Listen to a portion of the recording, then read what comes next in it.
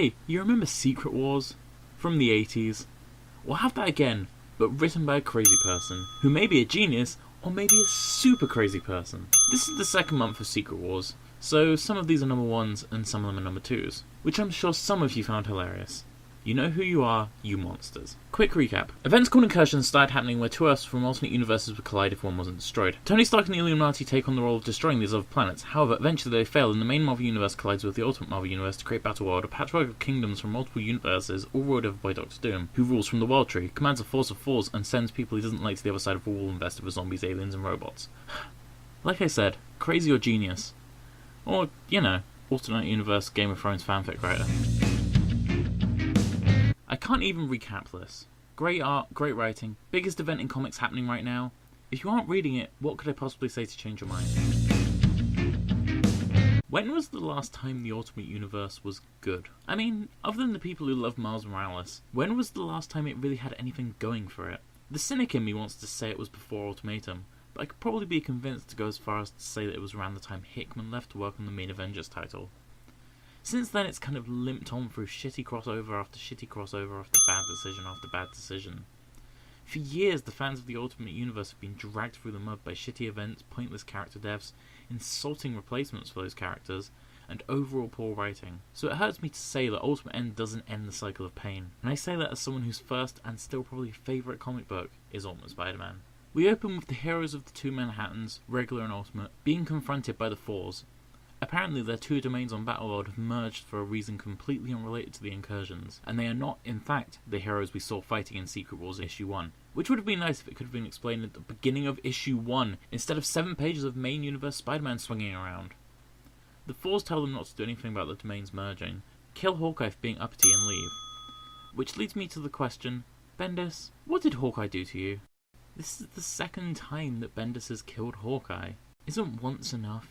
So the Thors leave, the two Tonys talk about how they should have seen this coming and how they have to fix it.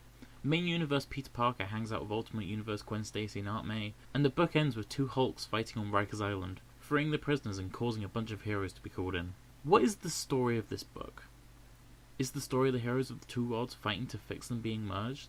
Is it about characters dealing with meeting alternate universe versions of themselves? Sometimes violently? Is it about the whole Riker breakout thing? We're 2 issues in, and it's just a bunch of stuff happening. It took a whole issue to get any sense out of this book, and even then all we got was that these aren't the real heroes, and these are 2 separate Manhattans that have merged. Where is this book going? Because at the moment, it's going nowhere, and it's taking a long time to get there. On top of that, calling this book Ultimate End is incredibly disingenuous, considering that we've barely got any Ultimate characters in this book. Far more time so far has been spent with main universe Peter Parker and Tony Stark, than with any of the Ultimate characters except Ultimate Stark and Nick Fury, neither of whom have much to do.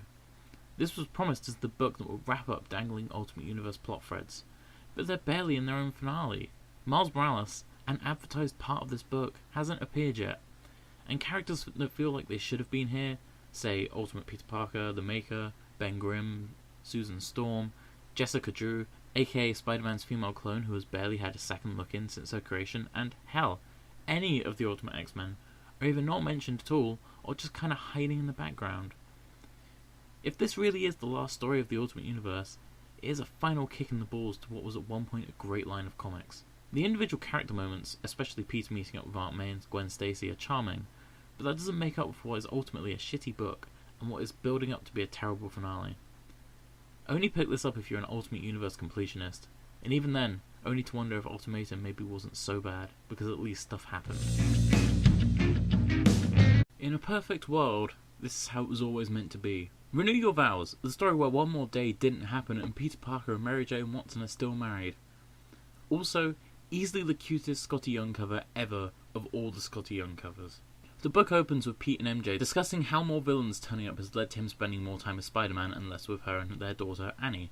Not Mayday, Annie. Pete decides to investigate and meets up with the Avengers, who it turns out are in on the same thing. A bunch of superheroes have vanished, most notably, the whole X-Men. They head off to face who they think is behind it, but Spider-Man has to head home after discovering Venom has broken out of prison. He fights Venom, and the Avengers take on the Regent, the guy who has been killing heroes and stealing their powers. They lose. Meanwhile, Spider-Man kills Venom and quits web swinging, leading to us jumping forward in time to see that the region controls this domain of Battleworld. This book is, at its core, a strong Spider-Man story. Has action, humour, the funniest moment being when they say the next issue will be out in just 2 weeks. Hilarious. And, most importantly, it has heart. However, it feels pretty much like Marvel throwing fans a bone. Everything about this book is designed to feel like an alternative universe, especially something as huge as Spider-Man killing Venom happening ever. It falls into the same trap as Ultimate End, where instead of telling a crazy fun story, it tries to give fans what they want in an ending, but it's not really the real characters or the real continuity, and it falls flat because of that. Wolverine climbs a wall, gets zapped by a Thor, fights Sabretooth, meets up with the X-Men, and Apocalypse shows up. But who cares about that, because this book is so pretty. The stylized art by Andrea Sorrentino and Marcelo Mialo is insanely good, and really makes this book stand out from the original Man Logan. However, the story feels a little weak. Unlike the extra-large first issue, which did a great job of setting up character and plot whilst giving Wolverine some great moments of introspection, this issue is pretty much him getting knocked from place to place. I would have really liked some more exploration on his part, and to have gotten more reaction about the X-Men still being alive in this world. It feels very breezy story-wise, serving purely to get us from one place to another, when Old Man Logan's reaction to a world where the X-Men are alive could have been a whole issue by itself. The first issue was great. The art is still worth picking this book up for. I just hope its third issue gets it back on track. In Doom's Battleworld, his word is law. When people cross the boundaries between worlds, or otherwise break Doom's law, there is an elite squad of dedicated detectives, ready to stop them. They are the Thors.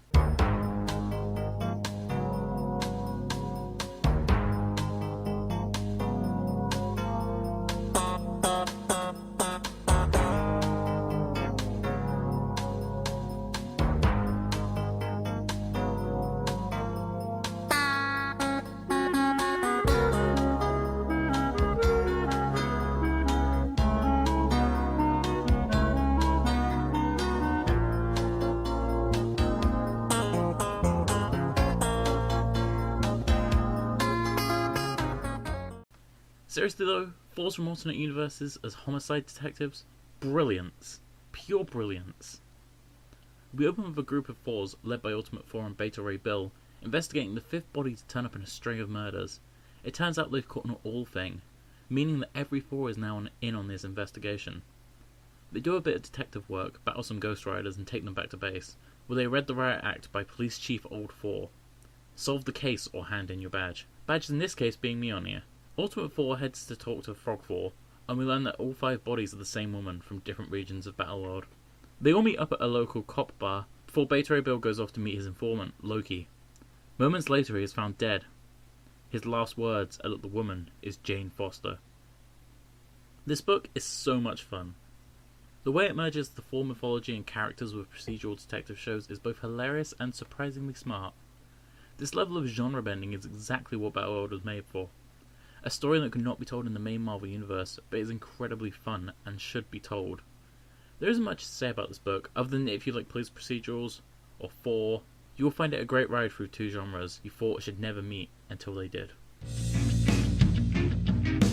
Like Thors, Runaways takes Battleworld as a chance to craft an imaginative, genre-bending setting with the familiar Marvel characters and iconography.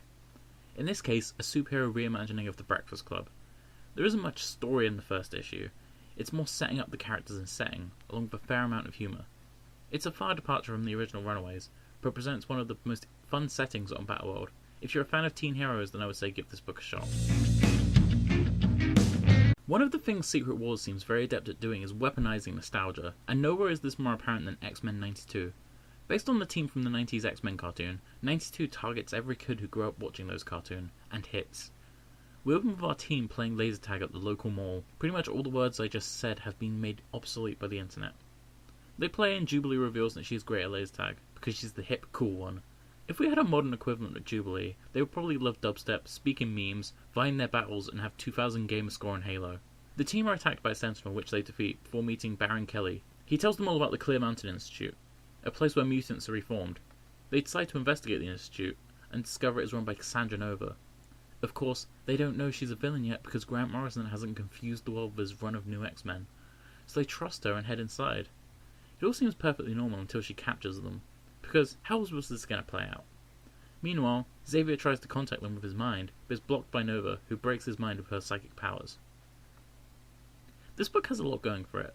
The nostalgia factor is high, with the X-Men closely resembling their 90s counterparts in character and dialogue as well as their costumes. It's also got some very funny moments, the best of which probably being the censoring done to some lines of dialogue, presumably by Cassandra Nova herself. Nova's goal to reform the Violet Mutants is actually a rather interesting commentary on the nature of the X-Men. The X-Men, especially of the pre-2000s era, are mainly known for just kicking other mutants in the face. It's interesting to see that deconstructed here, especially for a character from the more sci-fi oriented era of the X-Men. Of course, she's evil and wants to brainwash people, so I guess Grant Morrison is evil?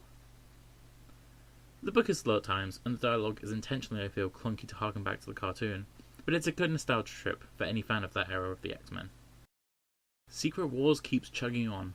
Battleworld has cemented itself as an interesting setting, and most of the books I've read surrounding it have created cool worlds to explore. I'm not sure if it's a great jumping on point though, and might suggest waiting until after Secret Wars for all new All Different Marvel. If you liked this video, do all that stuff people usually say to do if you like a video, and have a good one. Thanks for watching.